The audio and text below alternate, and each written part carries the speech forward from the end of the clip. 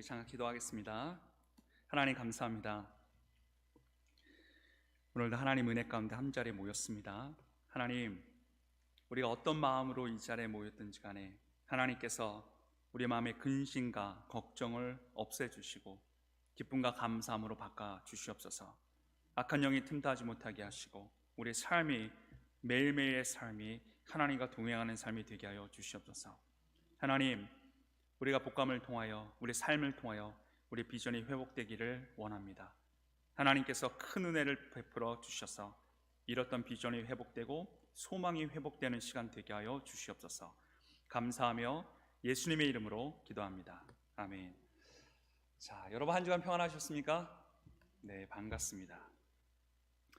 성경 잠언 29장 18절에 보면 아주 유명한 말씀이 나옵니다. 제가 읽어드릴게요. 묵시가 없으면 백성이 방자에 행하거니와, 이런 말씀이 있습니다. 사실 한국말 성경보다 영어 성경이 더 클리어해요. 영어 성경에 뭐라고 나와 있냐면 Where there is no vision, the people perish, 이렇게 나옵니다. 무슨 말이냐면 꿈이 없는 사람은 망한다라는 거예요. 성경에 너무나 정확하게 이 말씀을 하고 있습니다. 여러분, 그 영어 단어 이 비전은 히브리어 언어로 하조네라고 그래요. 하조네. 이 하조네의 뜻은 뭐냐면 꿈입니다. 꿈. 여러분 꿈이 있습니까? 여러분 꿈이 있어요? 여러분의 꿈은 무엇입니까? 근데 성경에 뭐라고 나와 있냐면 꿈이 없으면 우리의 인생이 망한대요. 꿈이 없으면. 나이에 상관이 없습니다. 젊어도 꿈이 없으면 망하는 인생이고, 나는 나이가 많으니까 나는 꿈이 없어도 돼. 절대 그렇지 않아요. 우리는 천국 가는 그날까지 우리에게는 꿈이 필요합니다. 여러분 앞으로 5년 뒤에, 10년 뒤에 또는 20년 뒤에 여러분 무엇을 꿈꾸고 있습니까? 여러분 이 교회를 향한 여러분의 꿈은 무엇입니까? 5년 뒤, 10년 뒤. 여러분 때 이 영어 성경에 보면 이 perish라는 단어가 있어요. 여러분 잘 알겠지만 이 perish라는 것은 무슨 의미냐면, 여러분이 야채나 과일을 샀어요. 미네소타 여름이 좀 더우니까 냉장고 안에다가 야채나 과일을 넣어놨어요. 자, 그런데 그 넣어놓은 걸 깜빡했습니다. 그리고 나서 한 2주 있다가 과일이나 야채를 넣은 거를 냉장고 안에서 발견을 했어요. 어머나 하고 발견을 하죠. 자, 그러면 야채나 과일을 냉장고에 넣어놓고 한 1-2주가 지나면 무슨 일이 생기죠? 야채나 과일에 다 시들고 썩고 어쩔 때는 냄새가 나잖아요. 여러분 이 perish라는 단어가 이런 의미와 같아요. 히브리 언어는 파라라고 하는데 이 파라는 영어 뜻으로 뭐라고 얘기하냐면 out of control이라고 해요. out of control. 그러니까 이게 무슨 얘기냐면 꿈이 없으면 내 인생을 내가 컨트롤할 수 없다라는 거예요. 그래서 망하는 겁니다. 여러분 왜 꿈이 필요한지 알아요? 꿈이 있어야 인생의 목적이 있는 것입니다. 인생의 목적이 있어야 내가 어느 방향으로 나아갈지 알 수가 있는 거예요. 그런데 꿈이 없으니까 목적도 없고 내가 이쪽으로 가야 될지 이쪽으로 가야 될지 그 방향성이 없으니까 인생이 망하게 되는 것입니다. 개인도 똑같고 교회도 똑같아요. 우리 복감은 꿈이 있습니까? 우리에게 목적이 있습니까? 우리에게 나아갈 방향성이 있습니까?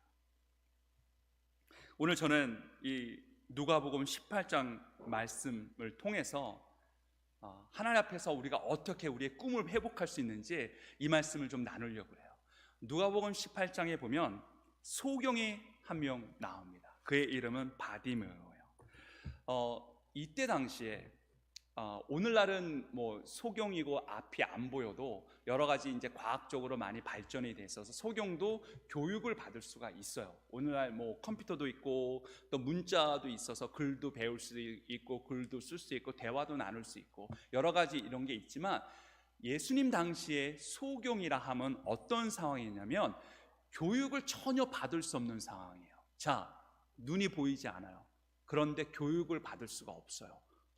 글을 배울 수가 없어요. 그 얘기는 뭐냐? 글을 쓸 수도 없고 읽을 수도 없고 뭐 글을 읽을 수 있는 기회가 없으니까. 그러니까 무슨 얘기냐면 예수님 당시의 소경이라면 그 사회 그 계층에서 가장 밑에 있는 사람들이었어요.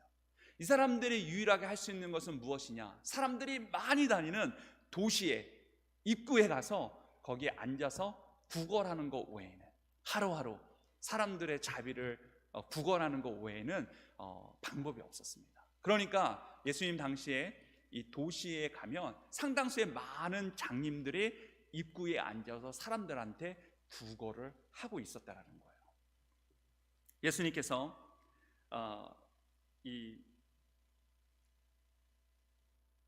바로 이 시기가 어떤 시기냐면 예수님이 십자가에 달려 돌아가시기 바로 일주일 전이었어요. 그러니까 일주일 전에 남쪽으로부터 예루살렘까지 한 3개의 도시가 있었는데 그 전에 지나갔던 도시가 바로 이 여리고라는 도시입니다. 여러분 헬렌 켈러를 잘 아십니까? 헬렌 켈러. 이 헬렌 켈러는 유명한 작가로, 그 다음에 정치 활동가로, 그리고 시각과 청각 장애를 갖고 태어난 사람으로 유명하죠. 한 번은 사람들이 그녀에게 물었어요. 뭐라고 물었냐면 시각 장애로 태어난 것이 큰 비극이 아닙니까? 라고 물었어요. 그랬더니 헬렌 켈러가 뭐라고 대답하냐면 눈을 가지고도 보지 못하는 것이 더 큰 비극입니다 라고 얘기를 해요. 저는 정말 100%, 200% 동의를 합니다. 세상에 수많은 사람들이 눈을 갖고도 보지 못하는 사람들이 너무나 많아요. 자, 오늘 예수님께서 여리고성에 도착을 했을 때 이 장님인 이 사람이 예수님이 온다라는 소식을 들었어요.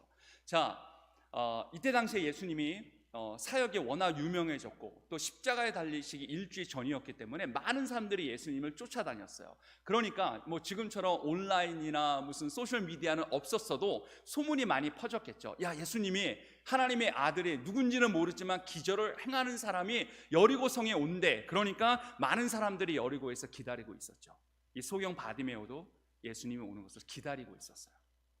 그럴 때 이 소경 바디메오가 예수님이 탁 나타나자마자 예수님한테 소리를 지릅니다. 예수님, 하나님의 아들 예수여, 다윗의 자손 예수여, 나를 좀 보세요, 나를 좀 도와주세요 라고 거기서 소리를 칩니다. 여러분, 왜 이 소경이 예수님한테 소리를 쳤을까요? 자, 한번 그 상황을 한번 생각을 해봅시다. 거기에 얼마나 많은 사람이 있었을까요? 그 바디메오라는 소경 그 한 사람만 있었을까요? 아니죠. 엄청나게 많은 소경도 있었을 테고 또 여리고라는 도시에서 기다리는 사람들이 많이 있었을 거예요. 또 예수님을 따르던 사람들도 많이 있었고, 여러분 그런 걸 경험하는지 모르겠는데 학교에서 선생님이 이제 수업을 하잖아요. 뭐 학생들이 60명이 됐든 100명이 됐든. 근데 사실은 그 선생님이 강의를 하시다가 질문이 있어서 손을 들고 질문을 하는 것도 용기가 필요해요, 필요하지 않아요? 어떤 사람은 성향적으로 이렇게 남들 앞에서 이렇게 얘기하는 게 부끄럽지 않아서 잘하는 사람도 있지만 제가 의외로 되게 소극적인 사람이거든요. 저는 원래 사람들 앞에서 노래하고 찬양하고 말하는 거를 원래 즐겨하던 사람이 아니었어요. 이게 목회를 하면서 바뀌었지. 그러니까 사실은 많은 사람들 앞에서 손을 들고 저 질문 있습니다 말하는 게 상당히 큰 용기가 필요한 거예요. 그런데 이 소경은 그렇게 많은 사람이 있는데 거기서 소리를 친 거예요. 예수님, 나를 좀 봐주세요. 이렇게 소리를 친 겁니다. 여러분, 이 소경이 왜 이렇게 소리를 쳤을까요? 네? 맞아요. 소경은 단순히 자기의 삶과 환경이 너무나 나빠서 좌절감 가운데 소리친 것이 아니라 소경은 어떤 믿음이 있었냐면 예수님이라면 나의 환경을 바꿀 수 있다는 그런 믿음이 있었던 거예요. 그래서 그는 부끄러움을 무릅쓰고 소리를 질렀던 거예요. 여러분, 우리의 꿈을 회복하는 첫 번째 단계가 뭔지 아세요? 예수님이 나의 환경을 바꿀 수 있다는 믿음이 있어야 돼요. 이것이 없으면 절대 꿈이 회복이 되지 않습니다. 우리 교회를 봅시다. 여러분, 그러한 믿음이 있어요? 하나님께서 우리의 환경을 바꿀 거라는 믿음이 있습니까? 복감을 보면서? 여러분 어떻습니까? 여러분 숫자를 보세요? 아니면 하나님의 능력을 보십니까? 이 교회가 우리가 할 수 있는 것입니까? 아니면 하나님이 하십니까? 우리에게 그런 믿음이 필요한 거예요. 하나님이라면 이 환경을 바꿀 수 있다는 믿음. 많은 사람들이 환경을 다스려요. 요즘 흙수저, 금수저 얘기 많이 한단 말이에요. 요즘은 개천에서 용나지 않습니다. 저 그런 얘기도 많이 들었어요.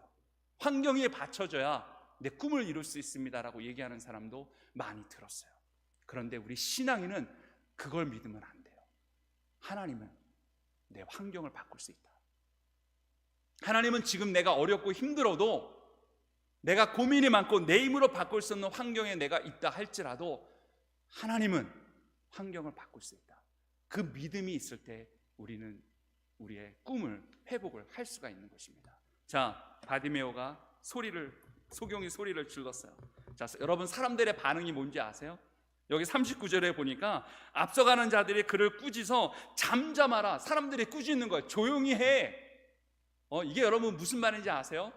야, 예수님이 너 같은 거지한테, 너 같은 소경한테 관심이 있겠어? 그런 거예요. 여러분 참 재미있는 게 뭐냐면, 여러분한테 꿈이 생기잖아요. 그러면 주변에 있는 사람들이 다 여러분을 격려할 것 같죠. 여러분을 응원할 것 같죠. 안 그래요. 여러분 왜인지 아세요? 꿈이 없는 사람은 내 주변에 있는 사람이 꿈을 갖는 게 싫어요. 왜냐? 나도 꿈이 없기 때문에. 대다수의 많은 사람들은 내가 꿈이 없으니까 너도 꿈이 없기를 바래요. 그래서 꿈이 없는 사람들끼리 재밌게 살자 해요. 또 어떤 사람들은 나는 꿈이 있지만 너는 꿈이 있으면 안 돼, 그런 사람도 많아요. 여러분 정말 나에게 도움이 되는 친구, 도움이 되지 않는 친구를 구별하는 법을 알고 싶으세요? 꿈을 나눠보세요. 넌 안 돼. 네가 되겠니? 너 주제에? 너가 갖고 있는 걸 봐. 네 환경을 봐. 그게 이루어지겠어? 그건 정말 나를 위한 진정한 친구가 아니에요. 나를 위한 친구는 그래, 넌 할 수 있어. 하나님이 함께 하시기 때문에 할 수 있어. 포기하지 마. 그런 사람은 정말 나를 위한 진정한 친구예요. 이 소경이 믿음을 갖고 소리를 쳤어요. 주변에 있는 많은 사람들이 소경을 뭐라고 해요? 조용히 해. 네가 뭔데 예수님을 부르니? 여러분, 우리의 꿈을 회복하는 데 있어서 두 번째 단계가 뭐냐면, 모든 부정적인 소리를 우리가 무시해야 돼요. 마음에 담으면 안 돼요. 다 무시해야 돼요. 그리고 그런 사람들과 시간 보내지 마세요. 여러분의 꿈을 무시하는 사람들과. 오히려 여러분을 격려하고 여러분에게 도움이 되는 사람과 시간을 보내시기 바랍니다. 인생이 짧아요. 그런 사람들과 시간 낭비하지 마시기 바랍니다. 여러분, 제가 재밌는 얘기 하나 해드릴게요. 26년 전에 미국에 유학을 왔어요. 그때 당시만 해도 젊었으니까. 신학교에서 하나님께서 저에게 허락하신 꿈이 있었어요. 중학교, 고등학교 때. 그래서 미국에 왔고 공부를 하러 왔고 그 꿈을 이루기 위해서 왔단 말이에요. 신학교에 이제 제가 어린 나이에 왔기 때문에 거기는 선배 목사님들, 선배 전도사님들이 다 계셨어요. 제가 한국 사람들 중에서는 가장 어린 축에 속해 있었어요. 저는 어리니까 제 꿈을 나누면 그분 목사님들, 전도사님들이 좋아할 줄 알았어요, 개인적으로. 근데 제가 꿈을 나눴는데 대부분의 사람들은 그게 되겠니였어요. 그때 제가 큰 걸 깨달았어요. 아, 그렇구나. 세상의 모든 사람들이 내가 갖고 있는 꿈을 좋아하는 건 아니구나. 왜냐? 그들은 한 번도 그 꿈을 꿔본 적이 없기 때문에 그래요. 세상의 모든 사람들이 내가 잘 되는 거 원치를 않아요. 세상의 모든 사람들이, 세상의 모든 교회가 복감이 잘 되는 거 원치 않는다니까요. 그들이 나빠서가 아니에요. 꿈이 없기 때문에 그래요. 꿈이 있으면, 내가 꿈이 있으면 꿈이 있는 사람을 이해하게 되고, 내가 교회를 향한 꿈이 있으면 그 교회, 다른 교회를 향해서 꿈꾸는 사람들을 이해하게 되는 거예요. 우리가 이런 꿈이 있기 때문에, 그들이 꾸는 꿈도 하나님이 허락하신 거기 때문에 이해가 되고 도와주고 싶은 거예요. 여러분 무슨 말인지 이해가 되십니까? 자, 바디메오가, 소경이 사람들이 뭐라고 해도 상관 않고 더욱 큰 소리로 소리를 지어요. 예수님, 나 좀 봐주세요. 제발 도와주세요. 그렇지 않고는 예수님이 집중할 수가 없으니까. 너무나 많은 사람이 있었을 거 아니에요. 그러자 예수님이 40절에 이렇게 말씀을 합니다. 예수께서 머물러 서서 명하여 이 소경을 데려오라고 하셔요. 데려오라 하셨더니 그가 가까이 오매 물어 이르시되라고 얘기를 합니다. 자, 이게 무슨 얘기냐면, 우리 신앙인 중에 꿈이 있는데 한 번도 내가 갖고 있는 꿈을 하나님께 물어보지 않는 사람들이 있어요. 이게 무슨 얘기냐면, 우리 신앙인들 중에 하나님과 상관없이 내가 혼자만의 나의 꿈을 갖고, 그 다음에 하나님, 이거 하나님이 나에게 허락하신 것이 맞아요 안 맞아요 물어보지도 않고 무턱대고 이거 내 꿈이니까 축복해 주세요 이런 사람이 있어요. 그건 하나님이 허락하신 꿈이 아니죠. 오늘 여기 보면 우리가 꿈이 있어요. 그 다음에 중요한 건 뭐냐면 하나님의 부르심에 귀를 기울여야 돼요. 하나님께 물어야 돼요. 하나님, 이 꿈이 하나님이 정말 나에게 허락하신 것이 맞습니까? 물어야 돼요. 지난 25년간 하나님께서 저희가 허락하신 꿈을 갖고 목회를 하고 지나왔어요. 저에게 가장 힘들었던 것은 무엇이냐면 환경적인 어려움이 아니었어요. 재정적인 어려움이 아니었어요. 목회 힘듦이 아니었어요. 저에게 가장 힘든 것은 뭐냐면 하나님이 나에게 허락하신 꿈을 포기하지 않는 거였어요. 그게 너무 힘들더라고요. 하나님 분명히 나에게 내가 어렸을 때 고등학교 때 이 꿈을 주셨는데 왜 하나님 시간이 10년이 흐르고 20년이 흘렀는데 왜 이 꿈이 이루어지지 않습니까? 혹시 제가 잘못 받았나요? 하나님 앞에 계속해서 이 꿈에 대한 확인이 필요했어요. 하나님, 이유가 무엇입니까? 이건 맞아요? 하나님 맞대요. 그런데요 환경은 똑같잖아요. 하나님, 이것이 맞으면 뭔가 다른 일을 해야 되는 게 맞지 않습니까? 하나님 맞대요. 근데 환경은 전혀 변화된 게 없어요. 저에게 가장 힘든 게 그거였어요. 여러분, 하나님의 부르심은 초자연적인 것이 결코 아니에요. 여러분, 우리 비즈니스에 그 보케이션이라는 단어가 있잖아요. 우리가 보통 What is your vocation 하면 우리가 뭐 저는 의사입니다, 저는 간호사입니다, 저는 엔지니어입니다, 저는 소방관입니다, 저는 경찰관입니다, 저는 군인입니다 이런 얘기를 하잖아요. 그런데 이 보케이션의 단어는 라틴어 보케에서 왔어요. 라틴어 보케. 그런데 이것은 무슨 의미냐면 보이스라는 뜻이에요. 보이스. 소리라는 의미예요. 그러니까 무슨 말이냐면 보이스나 your vocation is your calling이라는 뜻이에요. 하나님께서 우리 한 사람 한 사람을 하나님께서 부르신 게 있어요. 우리 모든 사람을. 그런데 때때로 우리가 오해를 해요. 어떤 식으로 오해를 하냐면 꼭 내가 목사가 되고 내가 선교사가 되고 그런 것만 하나님이 우리를 부르심이라고 오해를 하는 경우가 있어요. 그런데 그렇지 않다는 거예요. 우리가 세상에 나가서 어떤 직업을 갖든지 간에 하나님께서 여러분을 그것으로 부르셨다는 거예요. 여러분의 보이스는 무엇입니까? 하나님이 무엇으로 여러분을 부르셨어요? 여러분 그걸 포기하지 않고 하나님과 계속 대화 중에 계십니까?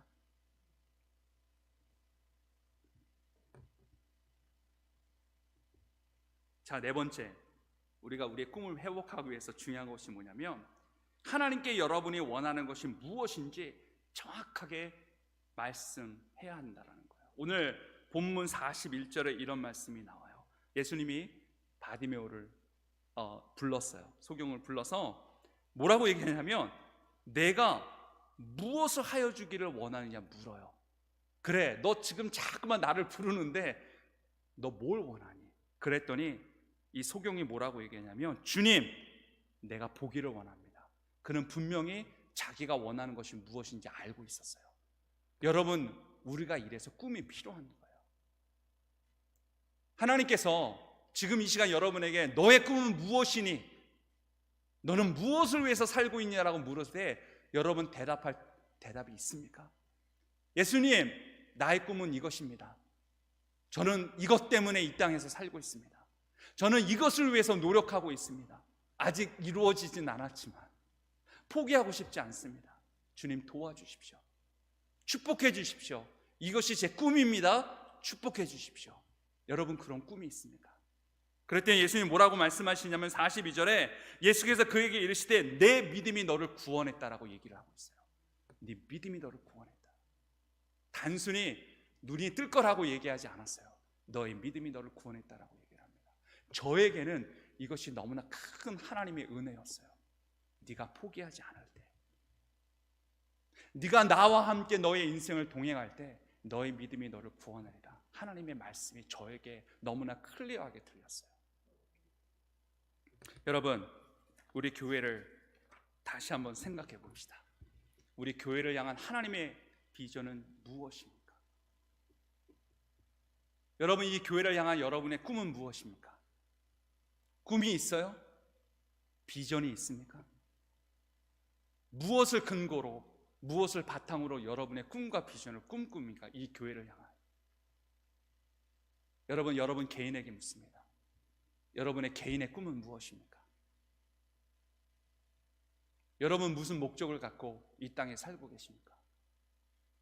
여러분 지금 어떤 방향으로 가고 있습니까? 이것을 회복하지 않으면 오늘 잠언서 말씀처럼 우리의 인생이 망하게 됩니다. 인생의 목적을 잊어버려요. 방황하게 돼요. 여러분 스스로를 컨트롤할 수 없게 됩니다. 꿈이 있어야 합니다. 이번 주 여러분에게 제가 숙제를 드릴게요. 한번 저녁이 됐든 아침이 됐든 여러분 조용히 한번 하나님과 한번 대면하는 시간을 좀 가졌으면 좋겠어요. 하나님 앞에 우리 조용히 한번 기도하는 시간을 좀 가지면 좋을 것 같아요. 혹시 여러분 중에 꿈을 잃어버린 사람이 있다면 하나님께 매달리십시오. 하나님 저에게 꿈을 허락해 주십시오. 그러기 위해서 하나님만이 내 환경을 변화시킬 수 있습니다. 많은 사람들이 환경 때문에 꿈을 포기한 사람들이 너무나 많아요. 아까 제가 말씀드렸잖아요. 저에게 가장 힘든 게 꿈을 포기하지 않는 거였다고. 하나님께 매달리십시오. 하나님 환경을 바꿔주십시오. 제가 하나님께 받았던 그 꿈을 포기하지 않게끔, 이 교회를 향한 꿈을 포기하지 않게끔 하나님 바꿔주십시오. 하나님, 제가 세상에 많은 사람들이라는 부정적인 소리를 제가 마음에 담지 않게 도와주십시오. 다 무시하게 도와주십시오. 세상에 얼마나 많은 사람들이 우리 복감에 대해서 부정적으로 얘기하겠어요. 그럴 거 아니에요. 다 무시해야 돼요. 여러분 꿈에 대해서 부정적으로 얘기하는 사람이 있다면 무시하십시오. 오직 하나님의 음성에만 귀를 기울이십시오. 그럴 때 하나님께서 언젠가 물으실 거예요. 여러분에게 넌 뭘 원하니? 그럴 때 말씀하십시오. 보기를 원합니다. 예수님, 제 꿈은 이거예요. 축복해 주세요. 저를 사용해 주세요. 이런 저와 여러분이 되기를 바랍니다. 기도하겠습니다.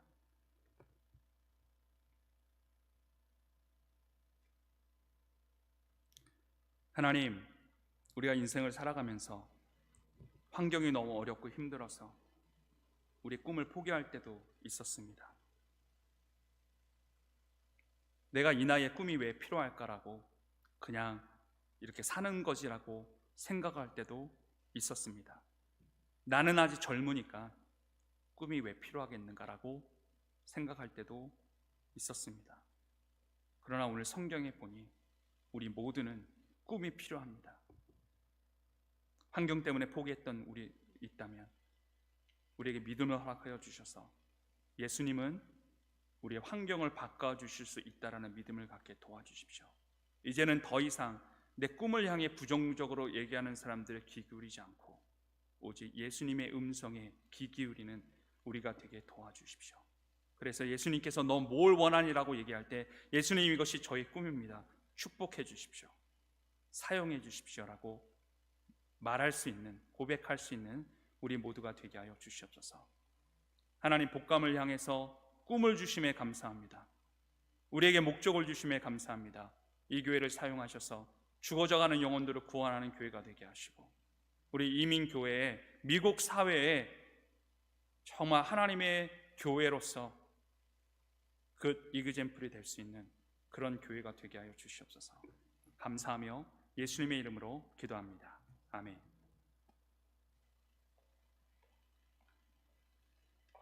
광고